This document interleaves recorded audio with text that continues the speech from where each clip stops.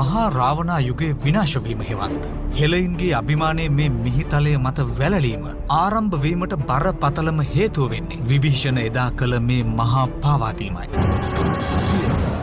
රාජ්‍ය නායකත්වයේ තමන් වෙත ලබා ගන්න විභීෂණ සිදු කරපු මේ ක්‍රියාව හෙළයින්ට අදටත් අනුමත කළ නොහැකි.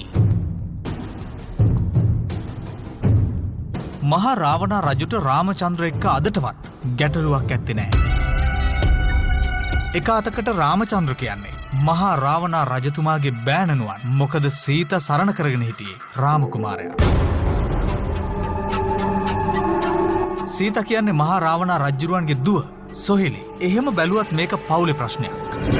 රාවණා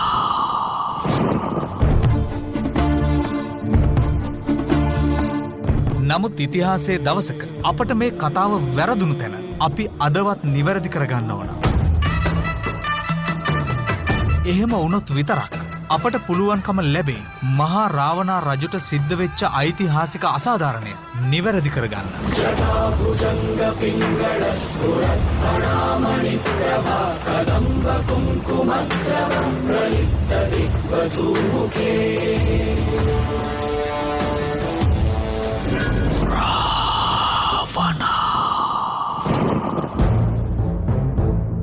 මේ කතාව ඇත්තම බව දැනගන්න ඕන තරම් සාක්ෂි මේ රටේ තියෙනවා. විභීෂණ දේවත්වයට පත්කරගෙන වඳින පුදන මිනිස්සු අදටත් කැලණිය ප්‍රදේශයේ ඉන්නවා. ඒ විතරක් නෙවෙයි. ලංකාවේ තියෙන පැරණිම එකම විභීෂණ දේවාලයක් තියෙන්නේ කැලණියමයි.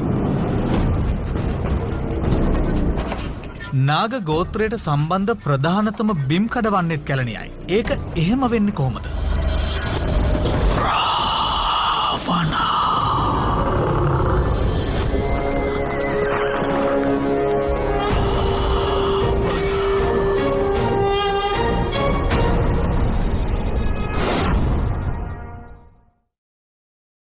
Sieta FM. Ravana.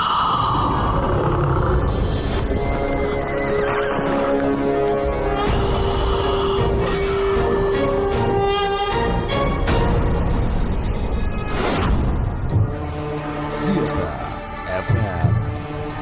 කැලණිය පන්සලට ඔබ ඕන තරම් ගිහින් නැති. කැලණිය බෝධිය ඔබ ඕන තරම් නාවලත් ඇති.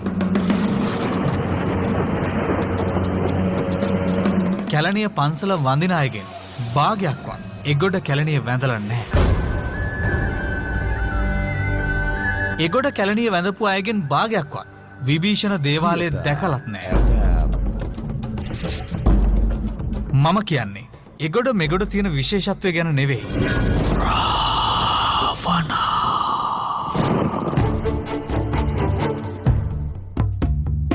මගේ යෝජනාව ඔබ කැලණිය පන්සලට මේ ගැන දැනුවත් වෙලා යන්න. ඊළඟ දවස කැලණිය වඳින්න ගියාම ඔබ අනිවාර්යෙන්ම විභීෂණ දේවාලයට යන්න.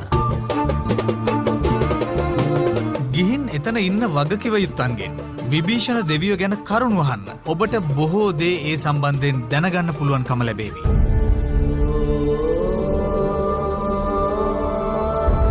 විභීෂණ රාවණා රජුගෙන් පස්සේ මේ රටේ රාජ්‍යත්වයට පත් වුණා. ඒත් ඒ මුළු රාජ්‍යයටම නෙවෙයි. කැලණිය ප්‍රධානව සීමා සහිත ප්‍රදේශයකට විතරයි ඔහුට රජකම හිමි වුණේ. රාවණා.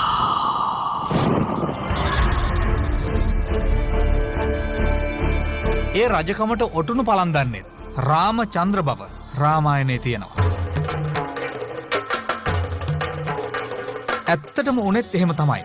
මම අහන ප්‍රශ්නේ මහා භාරතේවත් රජකම් නොකළ රාම කොහොමද මේ රටේ රජකමට පුද්ගලයෙක්ව තෝරන්නේ? රාවණා.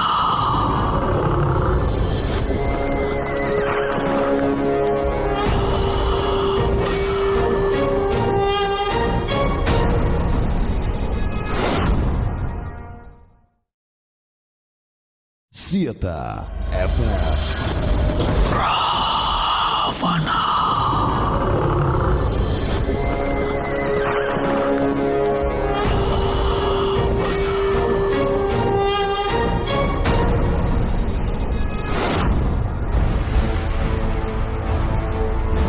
මේ රටේ රජ්ජුරුව විදියට කැලණිය ඉලක්ක කරලා රාමචන්ද්‍ර විසින් විභීෂණව රාජාභිෂේක කළ බවයි සත්‍යය. ඇයි මුළු ලංකාවටම රජකම් කරන්න නොදුන්නේ කියන එක අපි වෙනම දවසක කතා කරමු. සැලලිහිණි සංදේශය ලියන ෂඩ්භාෂා පරමේශ්වර තොටගමුවේ ශ්‍රී රාහුල හාමුදුරුවෝ මේ ඉතිහාසය හොඳටම දැනගෙන හිටියා. උලකුඩේ දේවියට දරුවෝ හිටියේ නැති නිසා එතුමියට දරුවෙක් ලැබෙන්න කියලා දේවාශිර්වාදය ගන්නයි රාහුල හාමුදුරුවෝ සැලලිහිණි සංදේශය ලියන්නේ.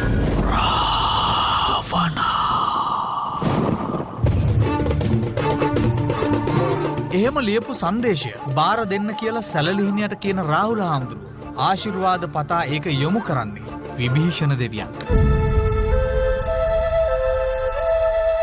සැලලිහිණි සංදේශය පොත්හලකින් අරගෙන විභීෂණ වර්ණනාව බලන්න. 92 වන කවියෙන් මෙහෙම සඳහන්. තුන්ලෝ තමා නතු කල රාලු සොහොයුරු තුන්කල් බලාරාමේ දොට හිටුමිතුරු තුන්වේ ඇදුරු උලතිසේ කුල මිනිමිතුරු තුන් විටකම වඳු එසූරිඳු පා තඹුරු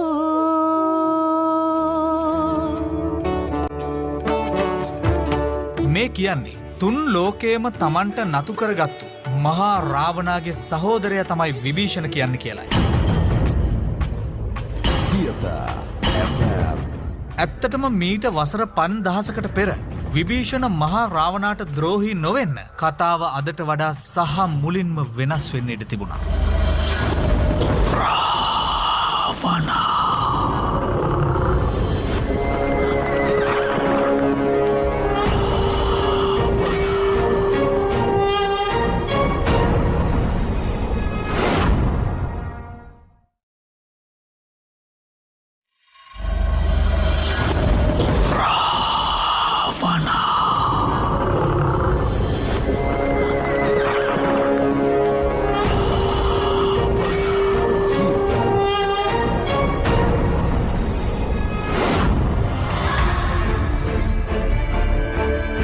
විදිහට හෙළ රාක්ෂස සේනාංග බෙදී වෙන්වන බව කල් තියාම දැනන් හිටියේ පුලස්ති ඍෂිතුමා. පුලස්ති ඍෂිතුමා කුම්භකර්ණ සහ මන්දෝදරිය සමග මේ ගැන සාකච්ඡා කළා. කුම්භකර්ණ මම සීතා මේ භූමියේ පය තැබුවොත් මෙවන්නක් සිදුවෙන බව කල් තියාම පැවසුවා. පුලස්ති මුත්තනුවනි හැම දෙයකටම මහරාවණා අයියන්ඩි ඔබෙන් විමසා සිටියත් සීතා රැගෙනීමට පෙර එය නොවිමසා සිටීමයි මේ සියල්ලට මුල. මන්දෝදරිය ඔබ රාවණා පුතුගේ ප්‍රිය පිරිඳ කුමක්ද ඔබ දරන අදහස මේ කරුණ සම්බන්ධයෙන්? රාජ්‍ය පාලනයත් ආධ්‍යාත්මික භාවිතයනුත් දරු සෙනෙහසට යටයි පුලස්ති මුත්තනුවනි.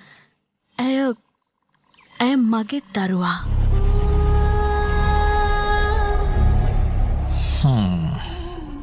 මෙතනදී හදවතින් තීරණ ගැනීම අතිශය භයානකයි. විශාල විනාශයකට විභීෂණ මේ සියල්ල රැගෙන යා හැකියි.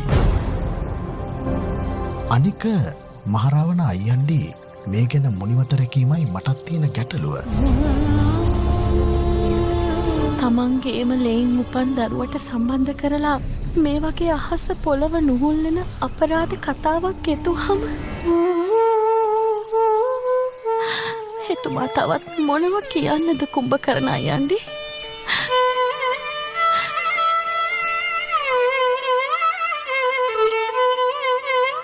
සියත FM.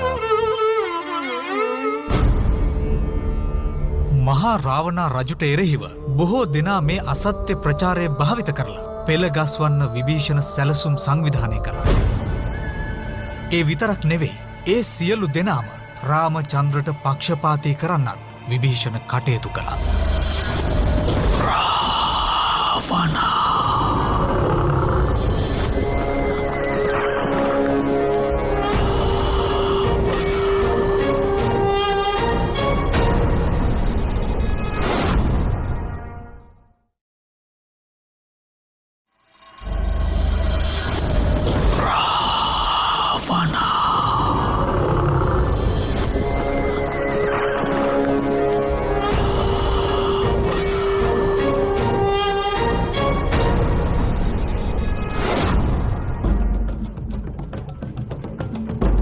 රාවණා රජු කෙරෙහි රාමගේ හිතේ ඇතිවෙච්ච වෛරය නිසා අපේ රටේම රාක්ෂස සේනාංක දෙපිලකට බෙදිලා සටන් කරන්න පටන් ගත්තා.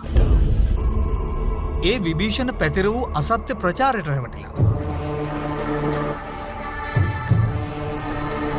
ඒක නිසා අපේම රාක්ෂස හමුදාවේ කොටසක් විභීෂණ රාමචන්ද්‍රට හිතවත් කළා.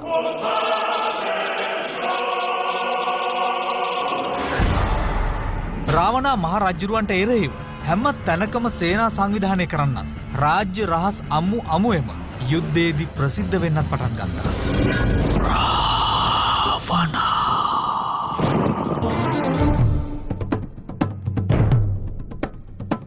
මහා රාවණා රජුරුව කොයි තරම් ශ්‍රේෂ්ඨව හැසිරුණාද කිව්වොත් මේ විදිහට යුද්ධ කරන්න එපා කියලා විශේෂයෙන්ම අමාත්‍යවරුන් රැස් කරලා දැනුවත් කළා.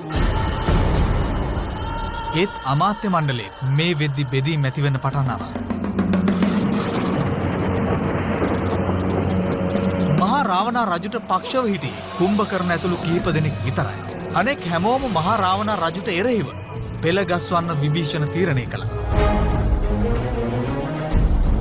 ගෞතම බුදුන් වහන්සේ සිද්ධ වෙන දේ දැනම දේවදත්ත මහාන කරගත්තා වගේ මහා රාවණා රජු විභීෂණ කරන මේ ක්‍රියාව දැනගෙන හිටියා. තනතුරු වල වෙනස්කමක් කළේ නැහැ. එහෙම වුණා නම් මේ විනාශය ඊට කලින්ම සිද්ධ වෙන්න බොහෝ දුරට ඉඩ තිබුණා.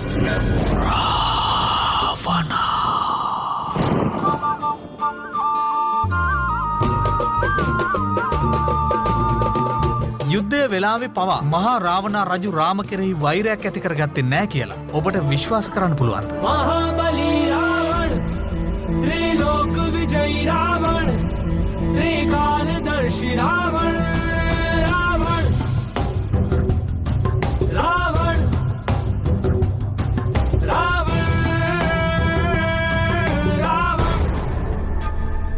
අපි ඒ ගැන හරියට